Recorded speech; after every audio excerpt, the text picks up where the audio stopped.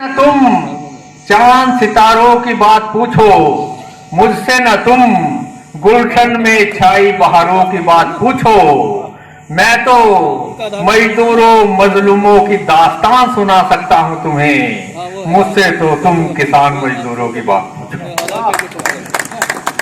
नफरत के शोले तो तू उछालता फिरता है यहाँ वहां, मोहब्बत का एक भी चिराग जलाए तो जाने।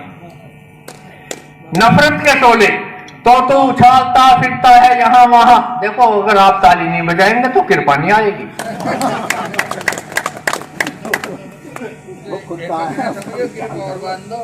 माना कि 1000 गांव उजाड़ सकता है यार, लेकिन किसी का उजड़ा हुआ घर बसाए तो जाए। हकीकत से तुम वाकिफ नहीं हो अभी कि फुटपाथ वालों को मिलती है क्या चीज यहाँ। करोड़ों की दवाएं फेंकी जाती है एक्सपायर करके, झोपड़ियों में सड़ते हैं टीवी दम्मे के मरीज यहाँ। झोपड़ियों में सड़ते हैं टीवी दम्मे के मरीज यहाँ। भूखे बच्चों को देखकर अट्ठास होते हैं यहाँ। महलों में रोटी के टुकड़ों को उछाला जाता। कर्जे में तुमने नहीं मैंने देखे हैं दोस्तों, किसान के बैल भी होते हुए नीलाम यहाँ। ये तो देख देख कर हंसी आती है यारो, जब तुम वतन को हरा भरा चमन कहते हो डिजिटल इंडिया। मुझे तो देख देख कर हंसी आती है यारो, जब तुम वतन को हरा भरा चमन कहते हो। 10 बरस के बच्चे को जहां पेट पालने की फिक्र, उस देश को तुम तरक्की पसंद वतन कहते हो। तो इस जुल्म और सितम से भी गर खून न खोला तो कांच की तिजोरी में वो लहू को सजाएगा। और देश के रहनुमाओं से पूछता हूँ, मैं पूछता हूँ आवाम से, इंकलाब अब नहीं तो फिर कब आएगा। बाकी जिसने कभी भरपेट भोजन तक न किया, अपनी उम्र सिर्फ झुग्गी में काटी जिसने। तो कांच की दीवारों से झांक कर देखो तो सही अपने देश के तुम ये अजीबो गरीब तमाशे। चौराहों पे चीखती क्या तुमने देखी है कभी? वासना की शिकार ये जिंदा लाशें, सड़कों पे घूमते ये मासूम चेहरे। माँ बाप सोचते बेटा कुछ कमा कर लाए, उम्मीद के फूल अब तो मुरझाने लगे हैं। खाली हाथ भूखी जवानी घर को आए, खाली हाथ भूखी जवानी घर को आए। तो कोठियों में चलती हैं योजनाएं हैं करोड़ों की, और मदिरा में डूबे वो देखते हैं कैमरे। और हमें 2-2 गज जमीन बांट के चलें। इनकलाबी फनकार को फांसी पर चढ़ाओगे कब तक? ये जुल्मों का दरख्त कब तक यूं ही लहराएगा? हर गली, हर गांव, हर शहर में है यही शोर, इंकलाब अब नहीं तो फिर कब आएगा? क्या देख लीजिए, एक नाम बता दीजिए आजादी की लड़ाई में जेल गया हो। किसानों का कोई कार्यक्रम बता दीजिए उस संगठन का जो हिंदुत्व की राष्ट्रवाद की, पता नहीं किसान राष्ट्र नहीं होता, किसान देशभक्त नहीं होता। बता दीजिए कोई वो कार्यक्रम उनके पास हो।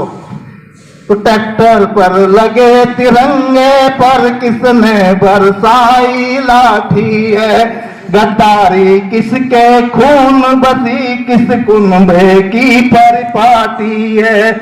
पहचानो किसने देशद्रोही है, लाल किले तक पहुंचाए।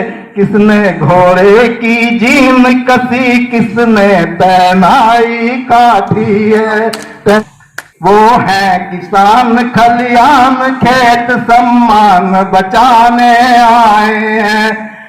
वो है किसान खलियान खेत सम्मान बचाने आए हैं। तुम खालिस्तानी कहते हो वो हिंदुस्तान के जाए हैं। तुम खालिस्तानी कहते हो वो हिंदुस्तान के जाए हैं। वो मान तिरंगे का रखते पहचान बहुरंगी उनकी।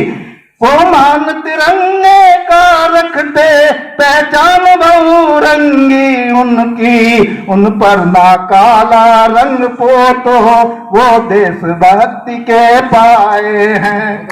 तो किस किसान संगठन ने इसकी मांग करी थी, इसके कृषि कानून की?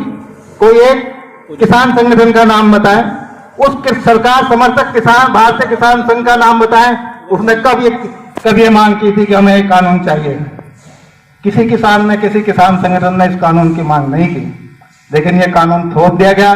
तो इसलिए थोप दिया गया कि कुछ लोगों को यहाँ की जमीन चाहिए, यहाँ की जमीन चाहिए। ब्राजील में ये लड़ाई बहुत पहले से चल रही है, क्योंकि वहाँ कोई किसान नहीं है, फर्म है, वो खेतियां कर रही हैं, वो मजदूर है, उनसे जिस तरह से काम लिया जाता है वो गुलामों की तरह से काम लिया जाता है। और जो ये बात हो रही थी कि साथ लिखा है एग्रीमेंट ना करें, भाई उदाहरण आपके सामने है, जब जमीन एक्वायर होती है, कोई सड़क निकलती है, कोई किसान कहता है कि मैं तो नहीं दे रहा अपनी किसान अपनी जमीन, क्या वो खेत बच जाता है? बताओ, वो खेत बच जाता है? और आप में से बड़े खद्दरदारी लीडर पैदा हो जाते हैं, किसानों के प्रतिनिधि, वो कहते हैं कि हम कह रहे हैं साहब ये सब सहमत है, सब सहमत है, तो आप सब ऐसे ही होगा। तो सुधीर बालियान जी ने जितनी तरह से मैं पढ़ा ली। अब मैं अपनी बात शुरू करता हूं। इसी बिल से कुछ हटकर है, लेकिन मैं बिल पर ही लाऊंगा इसको, और बिल का जिक्र भी नहीं करूंगा। बैठे हुए थे कुछ पंडित, बैठे हुए थे कुछ पंडित, थे उनमें कुछ महिमा मंडित। बैठे हुए थे कुछ पंडित, थे उनमें कुछ महिमा मंडित। कर रहे थे एक दूसरे के तर्कों को वो खंडित, कर रहे थे एक दूसरे के तर्कों को वो खंडित। पहले पंडित ने बताया, पहले पंडित ने बताया, भाइयों ज्योतिष का काम जब से मुझ पर आया, ज्योतिष का काम जब से मुझ पर आया, मैंने तो दोनों ही हाथों खूब कमाया, मैंने तो दोनों ही हाथों खूब कमाया। दूसरे पंडित ने ये बताया, भाइयों